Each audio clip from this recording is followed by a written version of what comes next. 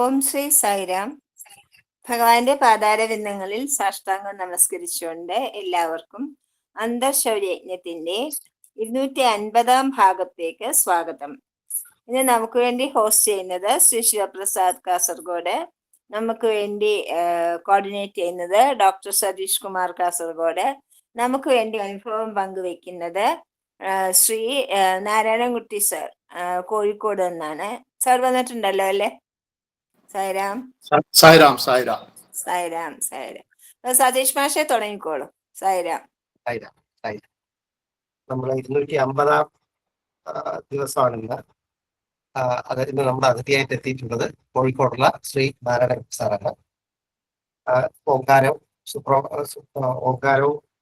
സായിഗായത്രിയും പറഞ്ഞ ശേഷം സാറ് വായിച്ചു കൊടുക്കുക. 3 ഓങ്കാരവും 3 സായിഗായത്രി പറയാം. ഓം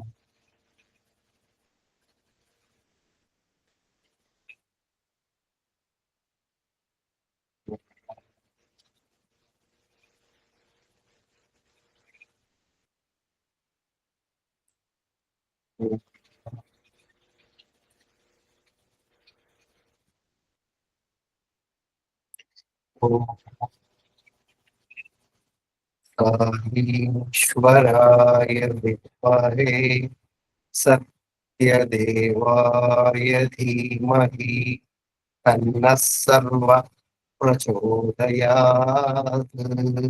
ഓം സായീശ്വരായ വിദ്മഹേ സത്യദേവായ ധീമഹി തന്നഃ സർവ പ്രചോദയാത്. ഓം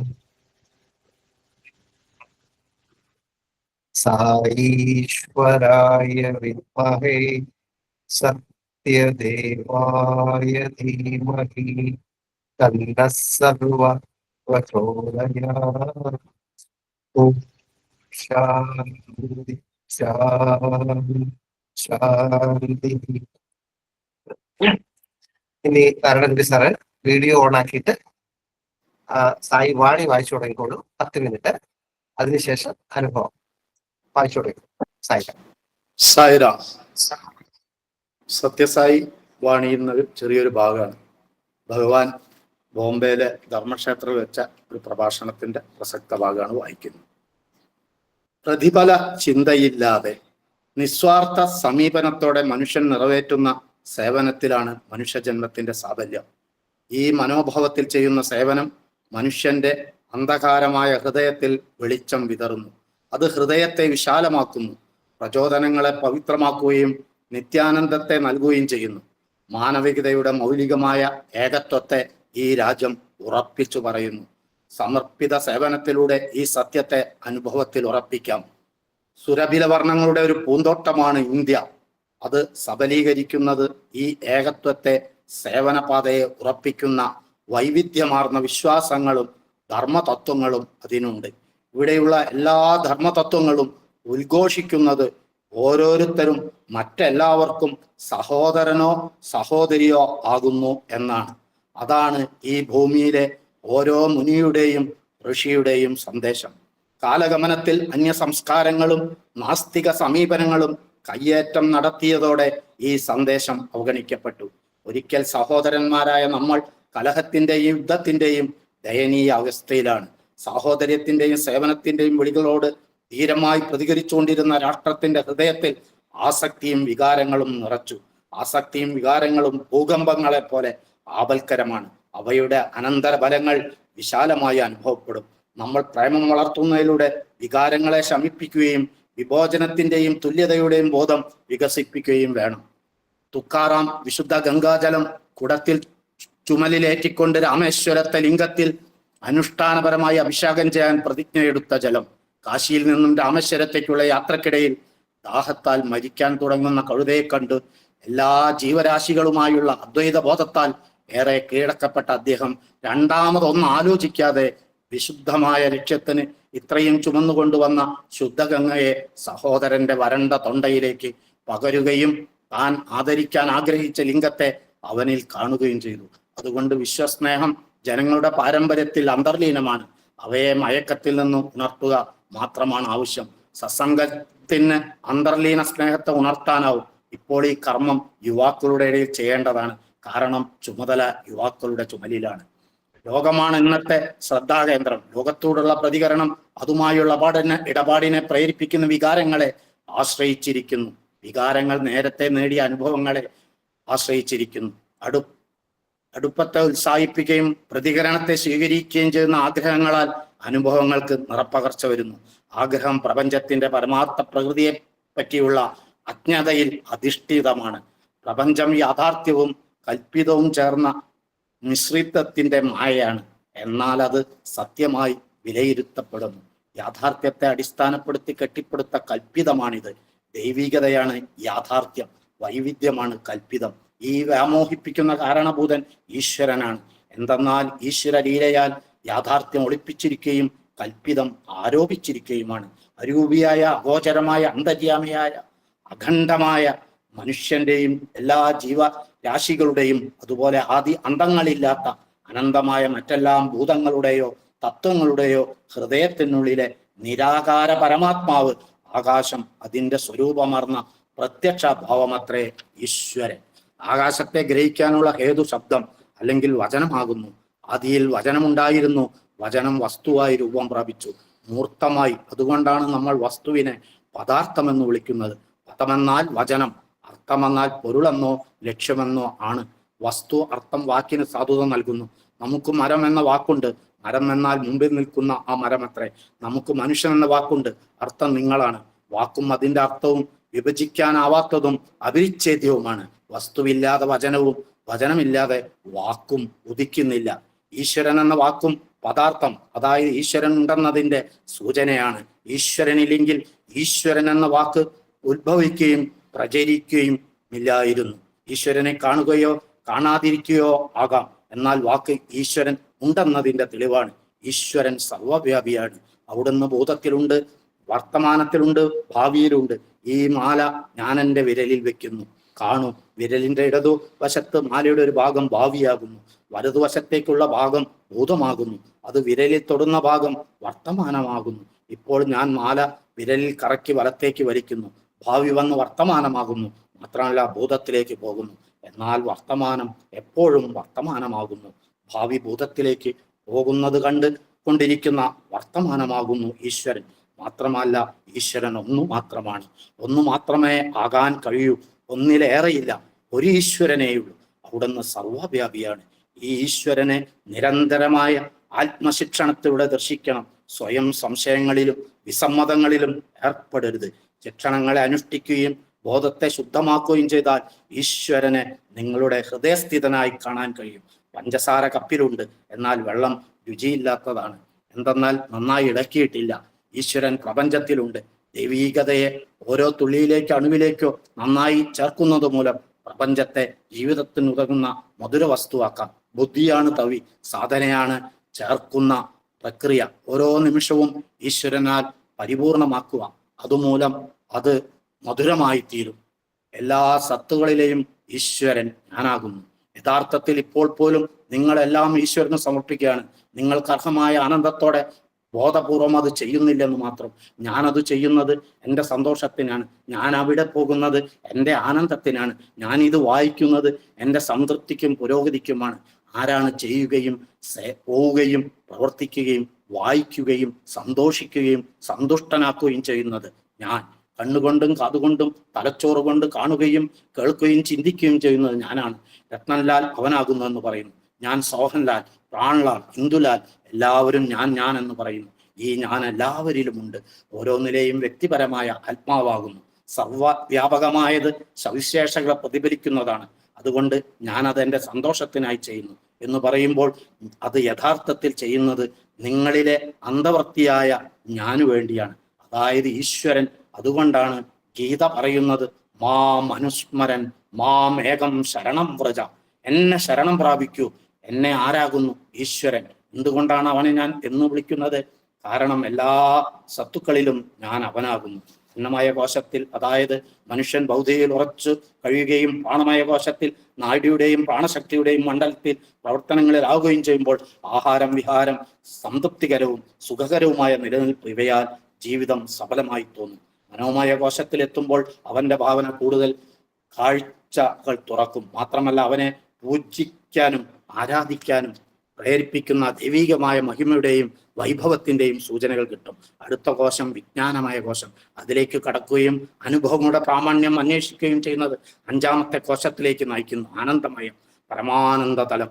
ദൈവിക പരികൽപ്പനയുടെ ഉറപ്പോടെ ജ്ഞാനം ഉളവാകുന്നു. ഇത് മനുഷ്യനെ ഭീതിയിൽ നിന്നും സംശയത്തിൽ നിന്നും മോചിപ്പിക്കും. പ്രജ്ഞയ്ക്ക് മാത്രമേ പരിപൂർണ സ്വാതന്ത്ര്യം തരാൻ കഴിയൂ. സംസ്കാരത്തിന്റെ അവസാനം അഭിവൃദ്ധിയും ജ്ഞാനത്തിന്റെ അവസാനം സ്നേഹവുമാകുന്നത് പോലെ പ്രജ്ഞയുടെ അവസാനം സ്വാതന്ത്ര്യമാകുന്നു. സായിറാം. നല്ല വ്യക്തതയോടെ സാറ് വായിച്ചു. ഇനി അനുഭവങ്ങൾ പങ്കുവയ്ക്കാനുള്ള സമയമാണ്. ഒരു 15 മിനിറ്റ് വരെ എടുക്കാം. സാറിന്റെ സായി അനുഭവങ്ങൾ ഞങ്ങളുമായിട്ട് പങ്കുവയ്ക്കുക. സായിറാം. സായിറാം. ജയ് സായിറാം. മാഷ് ഒന്ന് സെൽഫ് ഇൻട്രൊഡ്യൂസ് ചെയ്തായിരുന്നു. ഞാന് കോഴിക്കോട് രാമനാട്ടുകരയ്ക്കടുത്ത് ഫറൂഖ് കോളേജ് എന്ന സ്ഥലത്താണ് താമസിക്കുന്നത്. സഹകരണ ബാങ്കിൽ നിന്നും സെക്രട്ടറിയായി റിട്ടയർ ചെയ്ത് ജീവിതം മുന്നോട്ട് പോകുന്നു. സായിറാം. വളരെ ചെറുപ്പത്തിലുള്ള കുറെ കാര്യങ്ങളാണ്, സ്വാമിയായിട്ട് അടുക്കാൻ ഉണ്ടായ ചില സന്ദർഭങ്ങൾ മാത്രമാണ് ഇവിടെ പ്രതിപാദിക്കുന്നത്.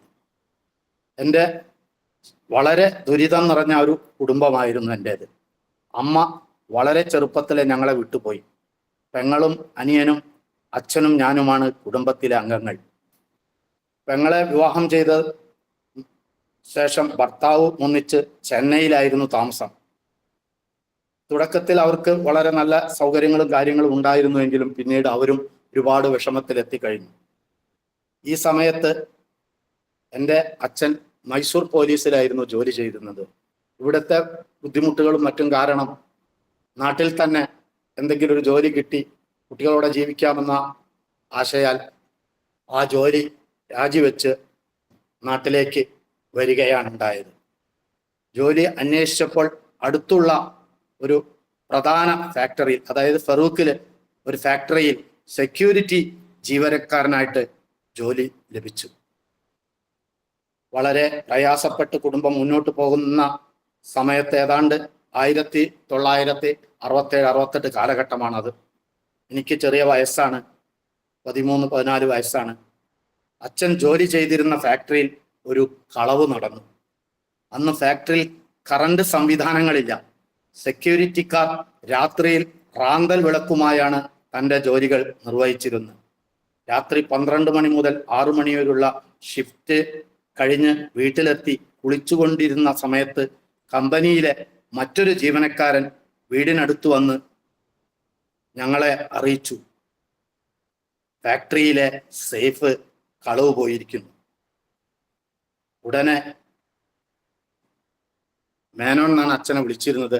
ഉടനെ ഫാക്ടറിയിലേക്ക് ചെല്ലാൻ വേണ്ടി പറഞ്ഞിട്ടുണ്ട്. അച്ഛൻ ഞങ്ങളോട് പറഞ്ഞു, ഞാൻ ഏതായാലും 2-3 ദിവസം ഇവിടെ ഉണ്ടാവില്ല. ആരെങ്കിലും വന്നു ചോദിച്ചാൽ മദ്രാസിലേക്ക് പോയതാണെന്ന് പറഞ്ഞാൽ മതി. അങ്ങനെ അച്ഛൻ സ്ഥലം വിട്ടു.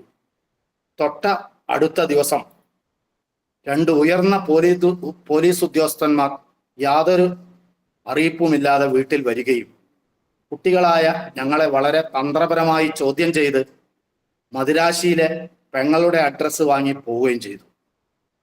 അന്ന് ഭഗവാൻ വെള്ളി സിംഹാസനത്തിൽ ഇരിക്കുന്ന അഭയാസ്തവുമായിരിക്കുന്ന ഒരു ഫോട്ടോ ഞങ്ങളുടെ ആ ഓലഷെഡിൽ ഞങ്ങൾ വെച്ചിട്ടുണ്ട്. അതിന് എന്നും ഒരു ചെമ്പരത്തിപ്പൂവും വെക്കുമായിരുന്നു. യാദൃശ്ചികമായി മദ്രാസിൽ നിന്നും പെങ്ങളുടെ ഭർത്താവ് അയച്ചു തന്നൊരു ഫോട്ടോ ആയിരുന്നു അത്.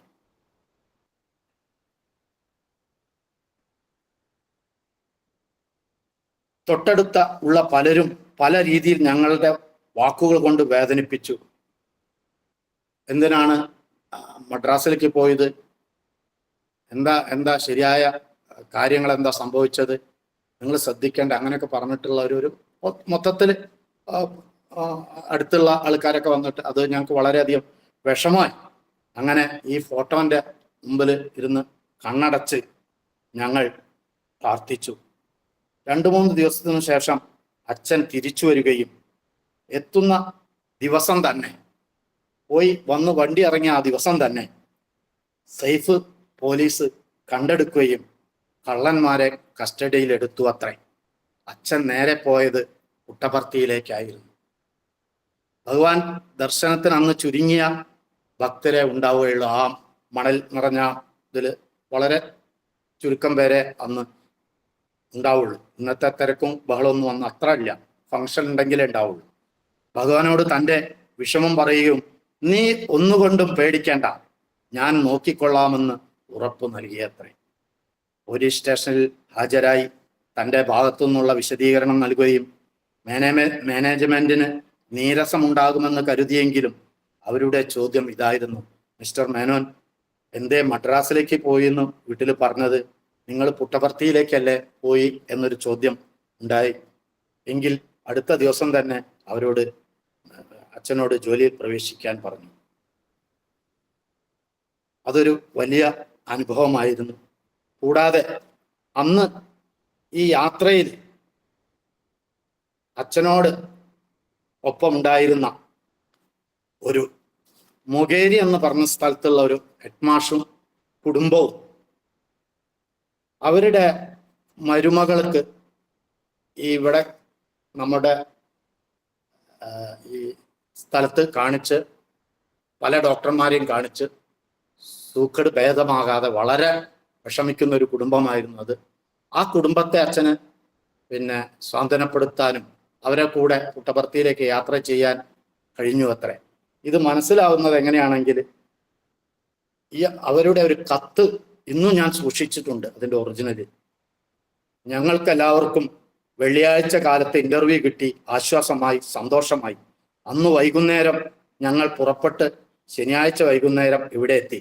കുട്ടിക്കിപ്പോൾ സുഖം തന്നെ. തിങ്കളാഴ്ച കാലത്ത് അവൾ കോളേജിൽ പോയി. അന്ന് ഞങ്ങളോടൊപ്പം ഞങ്ങളുടെ വിഷമത്തെ സഹതപിച്ചും വേണ്ടുന്ന സഹായങ്ങൾ ചെയ്തു തന്നതിന് ഞങ്ങൾ നന്ദിയുള്ളവരാണ്. എല്ലാം ഭഗവാന്റെ കൃപ. എൻ്റെ മരുമകളുടെ രോഗം പൂർണ്ണമായും സുഖമാക്കി തന്ന ഭഗവാനെ പ്രാർത്ഥിച്ചു കൊണ്ടിരിക്കുകയാണ്. ഈ കത്ത് ഞാൻ ഇന്നും എൻ്റെ കയ്യിൽ സൂക്ഷിച്ചു വെച്ചിട്ടുണ്ട്. ഈ 2 അനുഭവങ്ങളാണ് കാര്യമായിട്ട് എന്നെ സ്വാമിയായിട്ട് അടുപ്പിക്കാനുള്ള കാരണം. 1976 ഭഗവാൻ കോഴിക്കോട് PB മേനോന്റെ വീട്ടിൽ വന്ന സമയത്ത് ആ ഗേറ്റിൽ എനിക്ക് സംഘടനയായിട്ട് യാതൊരു ബന്ധുവില്ല, ഒരു സാധാ ഒരു ഒന്ന് നടുവിലോട്ടിരിക്കാമോ? എങ്ങോട്ടിരിക്കണം? നടുവിലോട്ട്. 1976 ഭഗവാൻ കോഴിക്കോട് PB മേനോന്റെ വീട്ടിൽ വന്ന സമയത്ത് ഒരു നോക്ക് കാണാൻ കഴിഞ്ഞു. അവരുടെ വീടിന്റെ ഗേറ്റിനടുത്ത് തിങ്ങി നിറഞ്ഞ സദസ്സിൽ ഭഗവാനെ കാണാനുള്ള ഭാഗ്യം ലഭിച്ചു. അന്നും ഭഗവാൻ ആ അഭയഹസ്തം ഉയർത്തി എല്ലാവരെയും അനുഗ്രഹിക്കുണ്ടായി. ആ ഇന്നലെ പോലെ മനസ്സിൽ മായാതെ നിൽക്കുകയാണ്. IG രാജനായിരുന്ന അന്നെല്ലാം ഭഗവാന്റെ യാത്രയൊക്കെ വളരെ നിയന്ത്രിച്ചിരുന്നത് എല്ലാം അത് ഓർമ്മയിൽ കിടക്കുന്നു. 13/7/1981 ഞാൻ പുട്ടപർത്തിയിലേക്ക് യാത്ര തിരിച്ചത്. സുന്ദരമായ ആ മണൽ മുറ്റത്ത് ഭഗവാന്റെ ദർശനം കാത്തിരുന്നു. അതാ വരുന്നു മന്ദമാരുതന്റെ ഇളം കാറ്റേറ്റ ദിവ്യ സ്വരൂപം. മനസ്സിൽ കുട്ടിയാകുമ്പോൾ ഉരുവിടുന്ന ആ ഗുരുവായൂരപ്പ എന്ന വിളി ഭഗവാൻ കേട്ടു. കേരളമാ പൂച്ചോ, ആ മനോഹരമായ ശബ്ദം. ഇതാണ് എൻ്റെ ആദ്യ യാത്ര. അവിടെ നിന്ന് അങ്ങോട്ട് ഏതാണ്ട് എല്ലാ കൊല്ലവും 2-3 തവണയും കഴിയുന്നത്ര ഡ്യൂട്ടിയും എല്ലാം ചെയ്യാൻ ഭഗവാന്റെ അനുഗ്രഹം ഉണ്ടായിട്ടുണ്ട്. ഇതാണ് എൻ്റെ ചെറിയ അനുഭവങ്ങൾ. ഇനിയും പലതും പറയാനുണ്ട്. കുടുംബങ്ങളൊക്കെ തന്നെ സ്വാമിയുടെ അതിൽ പങ്കാളികളാണ്. മകൻ സായിഷാണ്, മകള് സായി ലക്ഷ്മിയാണ്, ഭാര്യ റിട്ടയർഡ് ടീച്ചർ ബാലവികാസ് ഗുരുവാണ്, വീടിൻ്റെ പേര് സായി ശ്രുതിയാണ്. ഇതെല്ലാം ഭഗവാൻ തന്ന അനുഗ്രഹമാണ്. എനിക്ക് ഈ ഭാഷണം ശ്രമിച്ച എല്ലാ സായി കുടുംബങ്ങൾക്കും സായിറാം എല്ലാവരുടെയും പാദപത്മങ്ങളിൽ നമിക്കുകയാണ്. ഇതിന് അവസരം ഒരുക്കി തന്ന അന്തർശൗചയജ്ഞം സംഘടനാ ഭാരവാഹികർക്കും പ്രത്യേകിച്ച് വത്സലാം എന്നോടും അവർക്കും സായിറാം. സമയമുണ്ട്. സൈറാ മാസ്റ്റർ. ആ ഇനി എന്താ വേണ്ടത് സാർ? ഭജന കോഴിക്കോട് സമയമുണ്ട് സാറിന് വേണമെങ്കിൽ സ്വല്പം കൂടെ സംസാരിക്കാം. ഓ ആണല്ലേ? ആ ഞാന് വളരെ വിദ്യാഭ്യാസം, അതായത് അന്നത്തെ സാഹചര്യം അങ്ങനെയായിരുന്നു. കൂടുതൽ പഠിക്കാനുള്ള സൗകര്യങ്ങളൊന്നും ഉണ്ടായിരുന്നില്ല. എനിക്ക് ചെറിയ ഒരു ജോലി തൊട്ടടുത്തുള്ള സൊസൈറ്റി, അന്ന് സൊസൈറ്റിയാണ്, ഇന്നത്തെ സാധാരണ ബാങ്കായില്ല, അവിടെയാണ് കിട്ടിയത്. വെറും 2 രൂപയാണ് ഒരു ദിവസം തന്നിരുന്നത്. അത് ജീവിക്കാൻ ഏതാണ്ട് ഒരു 10-50 ഉറുപ്പ്യ ഒരു മാസം കിട്ടിയിരുന്നുള്ളൂ. അത് പോരാതെ വന്ന് പ്രൈവറ്റിൽ ഒരു ജോലി നോക്കി. അങ്ങനെ അവിടെയും വിഷമങ്ങൾ തന്നെയായിരുന്നു അന്നത്തെ കാലം. അപ്പോഴാണ് ഈ ഞാൻ ജോലി ചെയ്തിരുന്ന സ്ഥാപനം സഹകരണ ബാങ്കായി മാറുന്നത്. രാഷ്ട്രീയപരമായിട്ട് എനിക്ക് അങ്ങനെ യാതൊരു, ഈ സഹകരണ ബാങ്കുകളൊക്കെ എല്ലാവർക്കും അറിയാവുന്നതാണ്. പല ബോർഡുകളും രാഷ്ട്രീയമായിട്ടുള്ള സ്വാധീനമുള്ള ബോർഡുകളാണ്. നമുക്ക് ഈ കുട്ടിക്കാലം മുതൽക്ക് ഈ സായിറാം മാത്രമേ ഉള്ളൂ. അപ്പം രണ്ടാമത് അവിടെ ജോലി കിട്ടാൻ വേണ്ടി ശ്രമം നടത്തിയ സമയത്ത് നേരെ ഞാൻ പുട്ടപർത്തിയിലേക്ക് പോയി. അപ്പം ഞാൻ ഈ ജോലി ചെയ്യുന്ന സ്ഥലത്ത് എനിക്ക് അന്ന് അത്യാവശ്യം തെറ്റില്ലാത്ത കാശ് കിട്ടുന്നത് പ്രൈവറ്റിൽ. അപ്പം ഇത് വിട്ട് വർഷങ്ങൾക്ക് മുമ്പ് ഈ സ്ഥാപനത്തിൽ നിന്ന് പോന്ന ആളാണ്. ഇവിടെ വീണ്ടും കിട്ടാൻ ഭഗവാനെ വേറെ മാർഗമൊന്നുമില്ല. ഇപ്പൊ അവിടെ ഒരു വേക്കൻസി ഉണ്ട് എന്ന് പറയുന്നു. ഭഗവാന്റെ അനുഗ്രഹം ഉണ്ടാവണം എന്നിങ്ങനെ പ്രാർത്ഥിക്കാം. അന്ന് എനിക്ക് 1-2 നമ്പറാണ് ടോക്കൺ കിട്ടിയത്. അവിടെ ഇരുന്നു കൊണ്ട് പ്രാർത്ഥിച്ചു. ഭഗവാൻ മുന്നിൽ വന്നു. കുറച്ച് മുന്നോട്ട് വന്നിട്ടാണെങ്കിലും ആ പാദങ്ങളിലൊന്ന് നമസ്കരിച്ചു. അങ്ങനെ ഇവിടെ വന്ന് എനിക്ക് തോന്നി, ഞാൻ ഇപ്പോൾ ജോലി ചെയ്യുന്ന സ്ഥലത്തു നിന്നും ഈ സഹകരണ ബാങ്കിലേക്ക് മാറുകയാണ് നല്ലത്. ഭഗവാൻ എന്നോട് അത് ചെയ്തോളൂ എന്ന് പറഞ്ഞ മാതിരി തോന്നി. അങ്ങനെ ഞാൻ അവിടെ ഒരു ആപ്ലിക്കേഷൻ കൊടുത്ത് വീണ്ടും ആ ജോലിയിൽ പ്രവേശിക്കാം. ഓരോ കാര്യങ്ങളും നമ്മൾ ഭഗവാനെ ആത്മാർത്ഥമായിട്ട് ആ മനസ്സിൽ സ്വാമി എന്നെ ഉള്ളൂ എന്നുള്ള സന്ദർഭങ്ങൾ, എല്ലാ സമയത്തും നമുക്ക് അങ്ങനെ ഉണ്ടായിക്കൊള്ളില്ല. അത് ക്ലിക്ക് ചെയ്യണ സമയത്ത് ഭഗവാൻ യാതൊരു സംശയമില്ല, ഭൗതികമായാലും ആത്മീയമായാലും ആ ഭക്തനെ ഉയർത്തന്നെ ചെയ്യും. 10-100 ജീവനക്കാരുള്ള സ്ഥാപനത്തിൽ നിന്നാണ് ഞാൻ ഈ 2 രൂപ വാങ്ങിയിരുന്ന ഞാൻ 65,000-70,000 രൂപയോട് കൂടിയിട്ടാണ് പിരിഞ്ഞത്. ഇതിനിടയിൽ ഒരുപാട് കാര്യങ്ങളുണ്ട്. എൻ്റെ കുടുംബാംഗങ്ങൾ ഈ അന്തർശൗചത്തിൽ വരുന്നതുകൊണ്ട് അവർ കൂടുതൽ കാര്യങ്ങൾ പറയും. സായിറാം. മെഡിക്കൽ കോളേജ് സമിതിയിലെ ആളല്ലേ? മെഡിക്കൽ കോളേജ് അല്ല സാർ, ഫറൂഖാണ്. ഫറൂഖ് അല്ല, അത് PT നാരായണ സാറാണ് സാർ. PT നാരായണ. ശരി, നന്നായിരിക്കും. നമുക്ക് സ്വാമിയുടെ ഒരു വീഡിയോ കാണാം. ഓ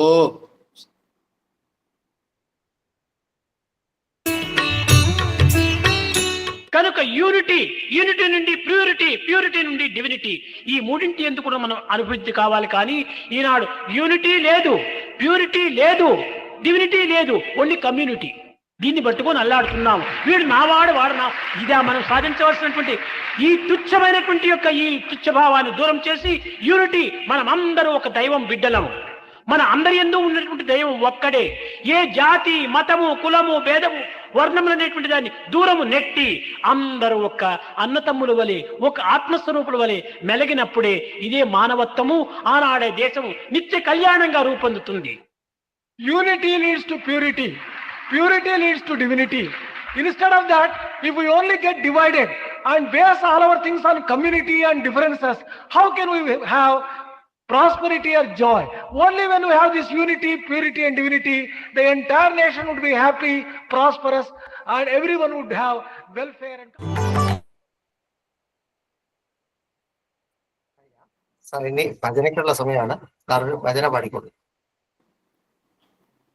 ഗോവിന്ദ ഗോപാല പ്രഭു ഗിരിധാരി, ഗോവിന്ദ ഗോപാല പ്രഭു ഗിരിധാരി, ഗോവിന്ദ ഗോപാല ഹൃദയ വിഹാരി, ഗോവിന്ദ ഗോപാല ഹൃദയ വിഹാരി നന്ദകുമാര നവനീത ചോര നന്ദകുമാര നവനീത ചോര പാർത്ഥിവിഹാര ബടാ ചിത്ത ചോര ഹൃദയ വിഹാര ബടാ ചിത്ത ചോര ഗോവിന്ദ ഗോപാല പ്രഭു ഗിരിധാരി ഗോവിന്ദ ഗോപാല ഹൃദയ വിഹാരി ഗോവിന്ദ ഗോപാല പ്രഭു ഗിരിധാരി നന്ദകുമാര നവനീത ചോര പാർത്ഥിവിഹാര ബടാ ചിത്ത ചോര ഹൃദയ വിഹാര ബടാ ചിത്ത ചോര. സായിറാം. സായിറാം സാർ, സായി എല്ലാം വളരെ രൂപമ്മ. നന്നായി. സാറിന്റെ റീഡിങ്ങും സായിരാം. സായിറാം. പ്രേമമാണോ വിശ്വാസമാണോ ആദ്യം ഉണ്ടാകുന്നത് എന്ന ചോദ്യത്തിന് സ്വാമി മറുപടി നൽകി. വിശ്വാസം തന്നെയാണ് ആദ്യം ഉണ്ടാകേണ്ടത് എന്നത് നിസ്തർക്കമായ വസ്തുതയാണ്. വിശ്വാസമാണ് ഒരുവനെ പ്രേമത്തിലേക്ക് നയിക്കുന്നത്. ഒരാൾ തൻ്റെ മാതാവിനെയോ സുഹൃത്തിനെയോ സ്നേഹിക്കുന്നത് അവരിലുള്ള വിശ്വാസം കൊണ്ടാണ്. വിശ്വാസമില്ലെങ്കിൽ സ്നേഹിക്കുവാൻ കഴിയുകയില്ല. അതിനാൽ ആദ്യം ഉണ്ടാകുന്നത് വിശ്വാസം തന്നെയാണ്. ജയ സായിരാം. സാറിന്റെ അവതരണവും ഭജനയും എല്ലാം വളരെ ഹൃദയസ്പർശിയായിരുന്നു. ഈ നമ്മുടെ സായി കമ്മ്യൂണിറ്റിയുടെ പേരിൽ സാറിന് നന്ദി പറയുന്നു. ജയ് സായിറാം സർ. നമുക്ക് സായിരാം സാർ, സായിരാം. സായിറാം. ഇനി നമുക്ക് ശാന്തി മന്ത്രം പറഞ്ഞിട്ട് അവസാനിപ്പിക്കാം. സമസ്ത ലോകാ സുഖിനോ ഭവന്തു സമസ്ത ലോകാ സുഖിനോ ഭവന്തു സമസ്ത ലോകാ സുഖിനോ ഭവന്തു. ഓം ശാന്തി ശാന്തി ശാന്തി. ജയ് സായിരാം.